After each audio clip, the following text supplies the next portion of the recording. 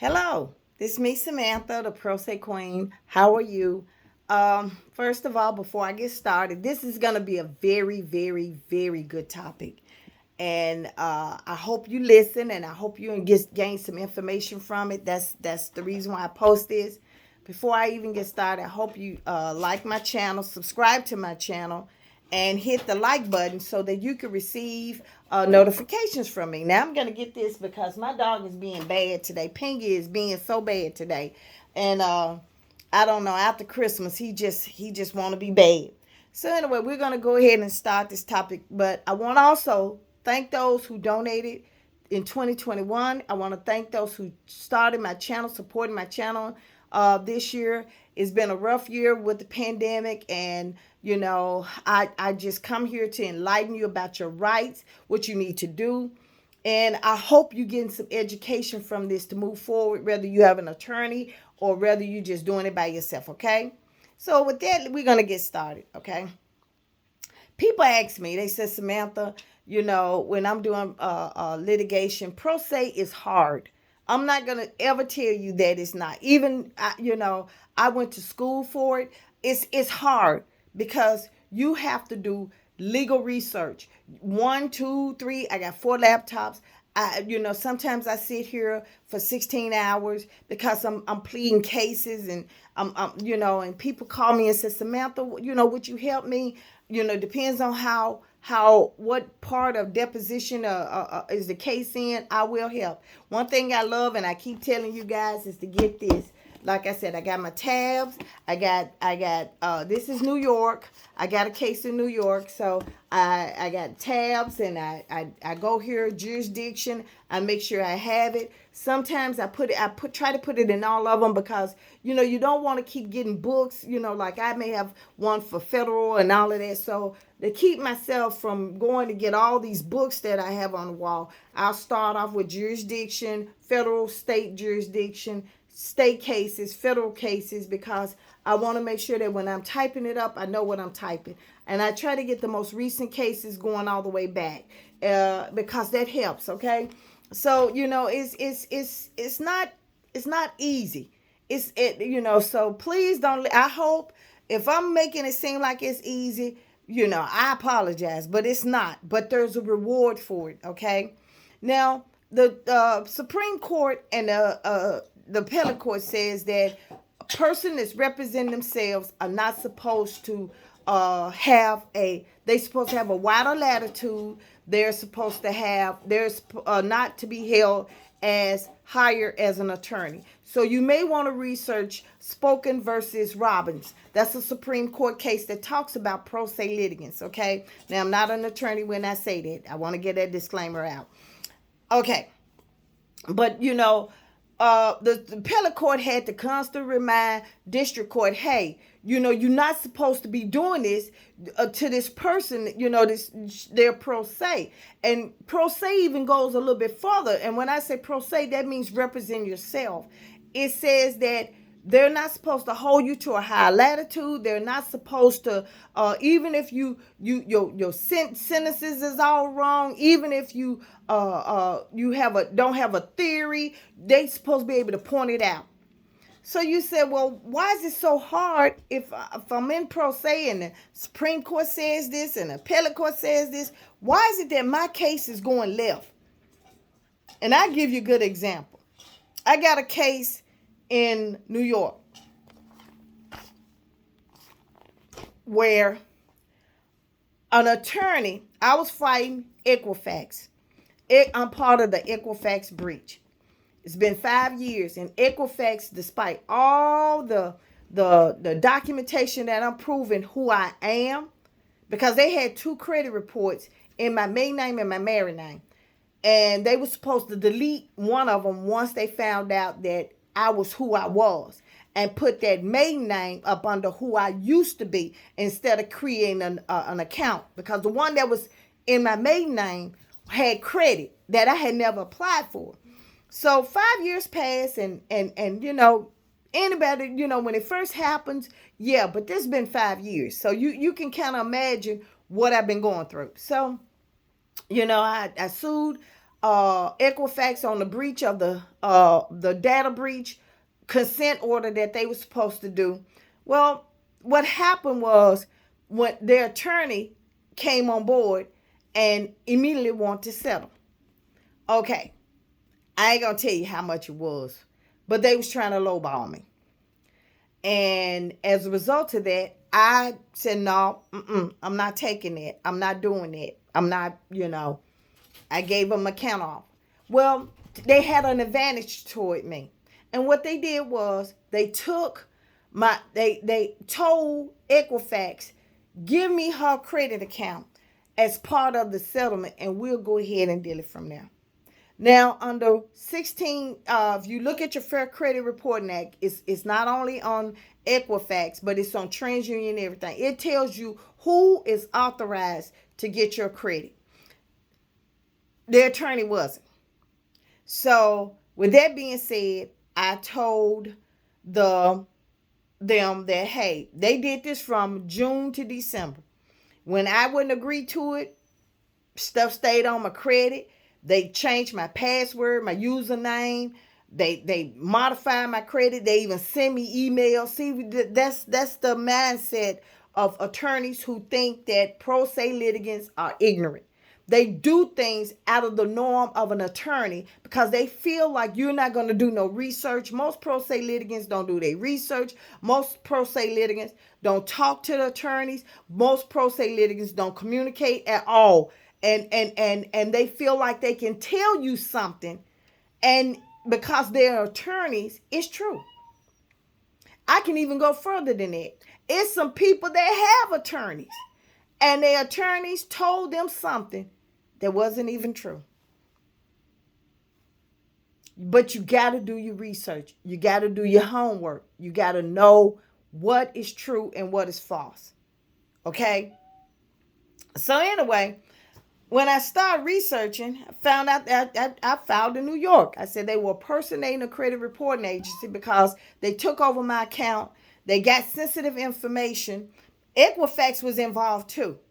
But, I said, okay, well, it is what it is. When I did that and filed the lawsuit, what they did was they fired the lawyer that was sending the emails, and then they started doing damage control, lying and saying they did. So in court, they start saying, okay, well, she filed so many lawsuits that this case should have been dismissed. Okay, well, that's a violation of my Bill of Rights under the 14th, the 1st and the 10th of the Constitution of the Bill of Rights and the 14th Amendment, and a violation of my civil rights. That wasn't no case. So the judge is going along with it. She's going along with it. They having ex parte meetings outside of me. Anytime an attorney and a judge get together, they have to include you in it. Even if they do it, let's say they had the meeting and you went there, they have to notify you that a meeting has taken place. They cannot have a meeting between each other because that is ex parte communication, and that's a no-no. If you ever contact a judge in a case, they're going to automatically issue you a letter or order saying that, hey, you ex parte that communication. They letting that other party know you contacted them without the other party. And as a result of that, Pingy, you need to stop. Anyway, as a result of that, you're not supposed to do that. Okay. But they having all these ex parte meetings and everything. Then what's so bad about it? The lawyer, she trying to stop things from going on. She put it in a letter.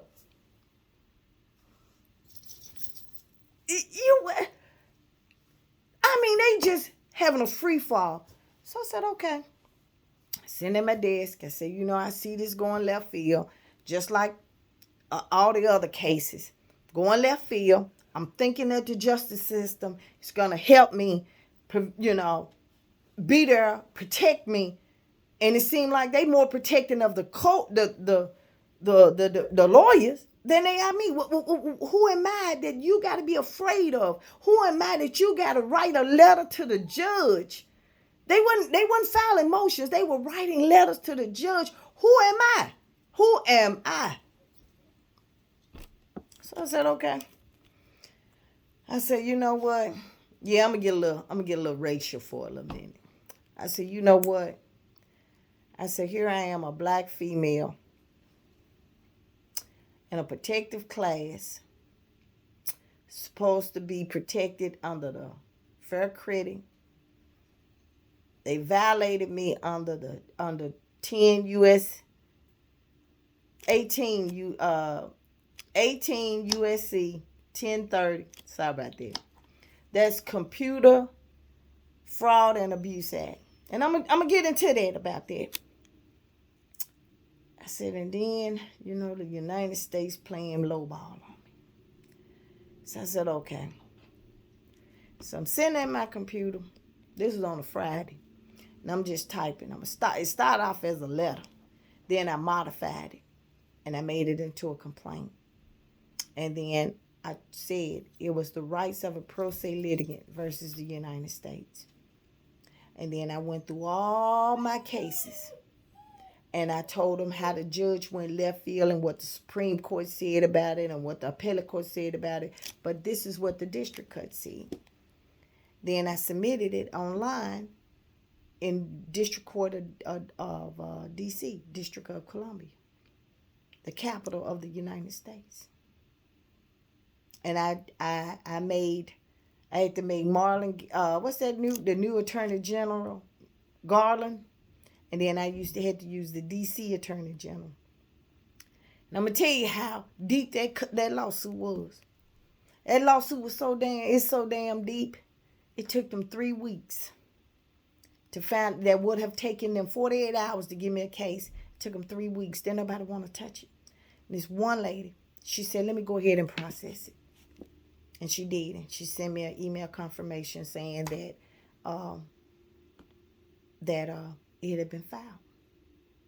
And what I did was I told her the United States is a hypocrite because they sit here, no offense, they sit here and they give folks, tell us that they're going to fight for democracy. They come here and they tell us that, we are all citizens of the United States. And then African Americans, especially those who are pro se, did you know that 90% of pro se litigants are black?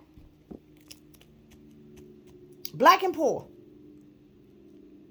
But whether if you decide to get an attorney or not, that's not the United States right to tell me I got to go get an attorney. The rights of the United States is to protect my rights.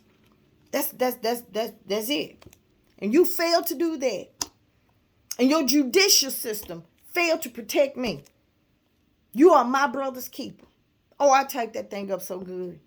I started crying. Pingy, you better stop. I have to tell him to stop every now and then, He getting a little sad himself. But anyway, so I said, okay. I did it like that. Then I put in, oh man, I'm going to tell you something. This is more important than this. See, when you use this, people get amnesia. I never talked to them. Recordings get up missing. All of that. But when you use this, when you start using the emails, that's undisputable. Y'all need to check out Rule 26F. That's related to electronic storage and see how deep it goes. See how deep it goes. Emails. I guarantee you, if they want to put a criminal charge on you, they're going to use email, social media, all of that. That's why that Rule 26F came into play. It didn't come into play to help you. It came into play to help the United States. If they ever want to get you for any terrorist act, if they ever want to get you for a criminal act, if they ever want to get you for something, that social media, emails, stored electronics, cell phones, store electronics. That's the reason why 26F came into play. Also tonight, police arresting a 14-year-old. Yeah, I gotta cut that off because I got anyway. But get back to that. So we're gonna get back to that. Then so now there's a case in federal court called The Rights of a Pro Se Litigant in a Civil Matter versus the United States. So those of you who are pro se, who are fighting in court, then this is your chance to voice your opinion about how the federal court have went sideways in your case. Well, like I said, in New York, take New York, like I said, I got, a judge that's trying to conceal a criminal act because the Computer Abuse and, Computer Fraud and Abuse Act, I got to get my words right. That, let me put it like this. I'm going to give you some examples of what that law says. Let's say, for instance, you're going through a divorce and you don't know how much your husband makes. And you got a friend that works at the IRS and you call her and say, hey, you know what? My husband won't conceal none of his stuff. And I need to get his, I asked him for his tax stuff and his attorney is kind of giving up all this stuff, but I want to get it anyway. And she says, okay, well, you know what? She works at the IRS. She got access to all that data. She got access, authorization to that. So it's not a crime. But it becomes a crime when she used her credentials, to go and get her husband's tax forms and send it to her. She committed a felony or a misdemeanor. Depends on the state of nature it is. But she committed a crime. That right then and there. And because she works for the federal government, the United States picks up that case. That's how it works. Let's say law enforcement. You know what? I've been looking for my wife for 2 years. And I want to find out where she is. So you got a police officer that says, okay, well, you know what? Where she staying? What's her name? Oh, so and so, so and so, so and so. What's her date of birth? So and so, so and so. Give it to. Oh, here she goes. She moved to so and so, so. That's a recent address. Crime committed. Now the Supreme Court, because it was a case of Van Burden of versus United States, that the Supreme Court, especially Justice Kavanaugh, Brett Kavanaugh, has made it in detail what is fraud, what is cyber. It's a cyber crime. So they went into detail about what that crime really is. So when I changed my complaint, I put in there that they committed. I didn't charge Equifax first, which I'm getting ready to do today.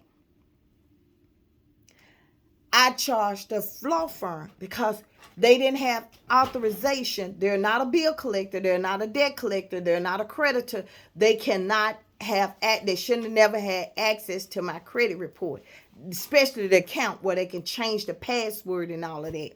So that's in one place. So I'm asking now, I'm getting ready to go back in DC against Equifax. And I'm using a case that happened in Georgia to keep it from going back to Georgia, to keep it in district court. So the United States versus the rights of a pro se versus the United States challenge that. It challenged that how a pro se person is unable to get rights. I hope that makes sense.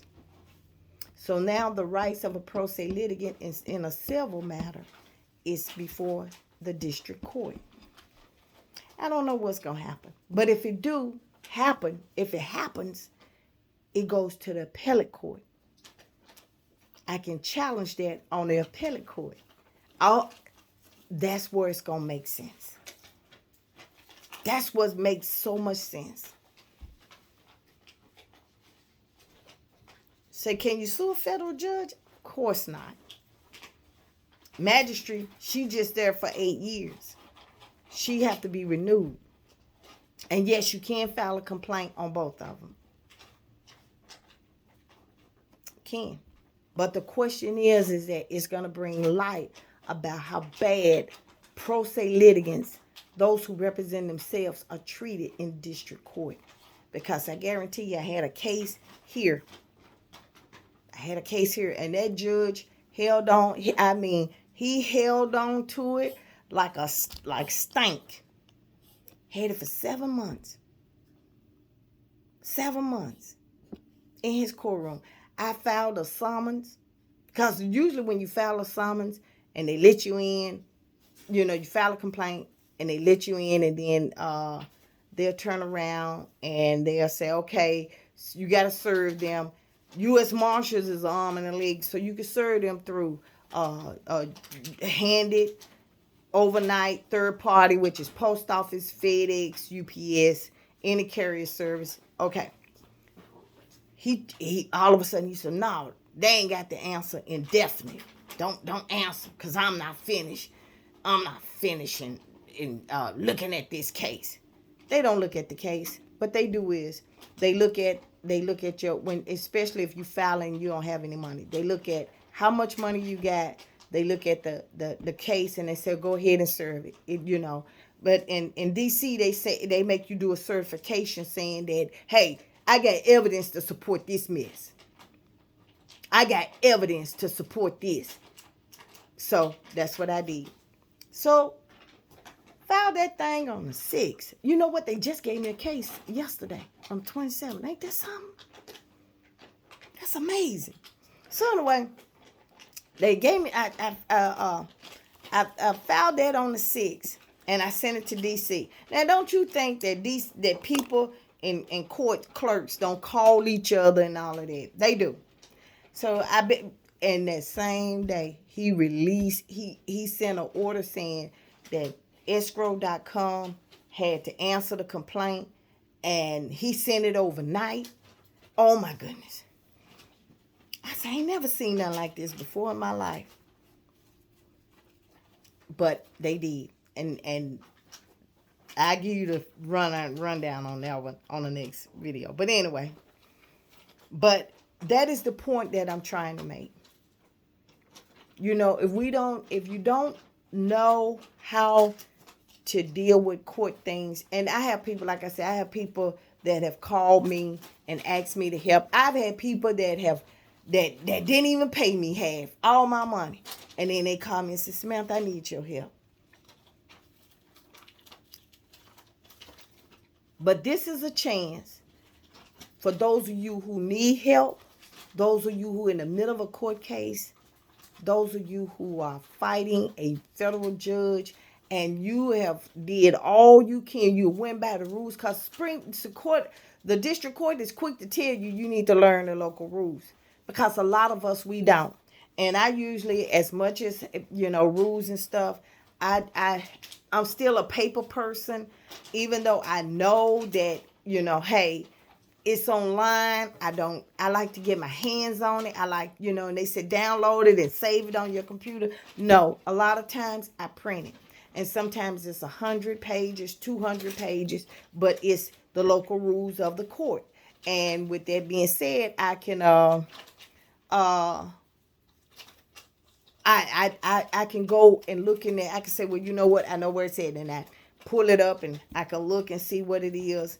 And I am okay with that. So, but like I said, I try to come on here to empower people, because you know what, when you going in court, don't you think, I keep telling everybody, don't you think you got racist judges? You got, and I'm not saying this on white. You got racist white and black judges. You got judges who don't like you because, especially if you're doing a well-pleaded document, they want to know. I've been asked, are you going to law school? Are you an attorney? Do you have an attorney? Who helped you do this? And if and when you say nobody, me,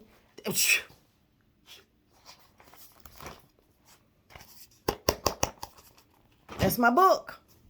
When you say stuff like that, it seems like it's and you have to take personal out of it, because if I was to put personal in it, I would be upset.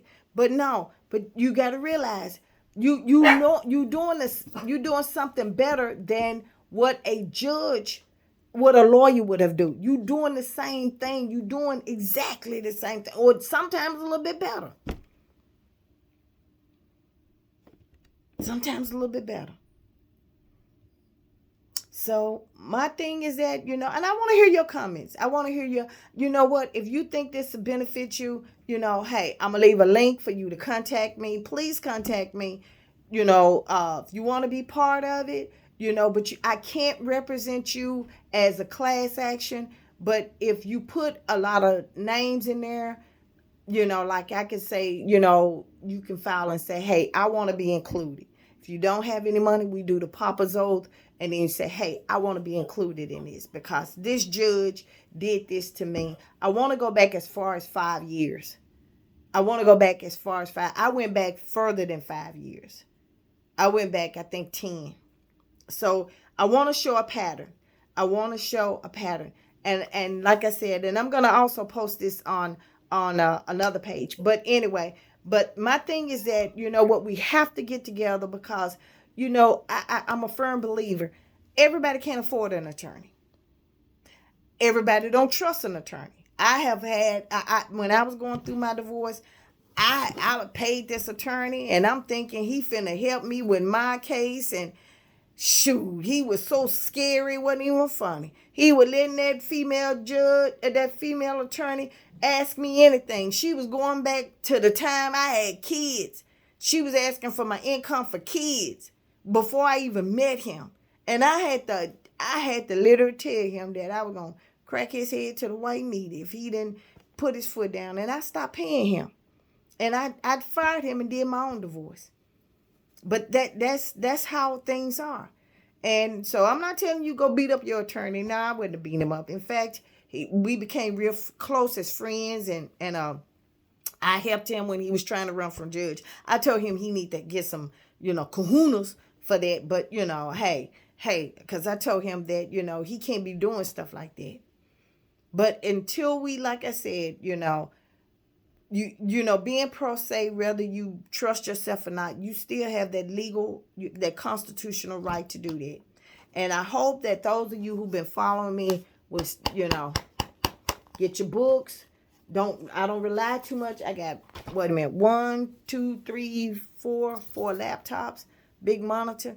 And you know what? I still print things that I can show a crate of all the local stuff that I printed out, because you know why? Computers break. Jump drives get lost, but paper may caught on fire. But you know what? I got something I can really pull up immediately. I can look through. I revise it. It may cost a lot, and I want to thank you guys for 2021 for donations and support, because you know what? You guys, when somebody called me or some, yeah, I used to do this stuff out of passion, but you know what? When you do it out of passion, everybody want free service. But then when you start saying, and then they want you to handle their case like a lawyer, and they sit back and relax. But when you charge them, then you know what? They want to know what's going on. They take interest. And I just don't do paperwork and say, well, I'm gonna do it all by myself. I tell them, get a folder, get this. We have meetings, we talk, okay, this is what you need to do, this is what I'm gonna do. A lot of times, a lot of people lose their cases because you know why? It ain't because I'm dropping the ball. It's because you know what? They don't see things the way I see it. Even though I tell them, hey, look, you need to be up on your case. Don't be sitting up here depending up on me 24/7. Don't sit here. You call me, Samantha. What's that? Where you at? How far you and got? When you this? I send emails. I text. I've had people just mad at me because I finish at 3:30 in the morning.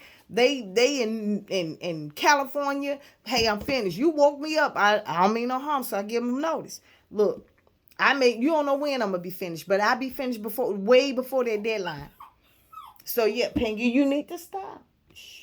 Anyway, so that's all I have to say. I want to have hear your comments.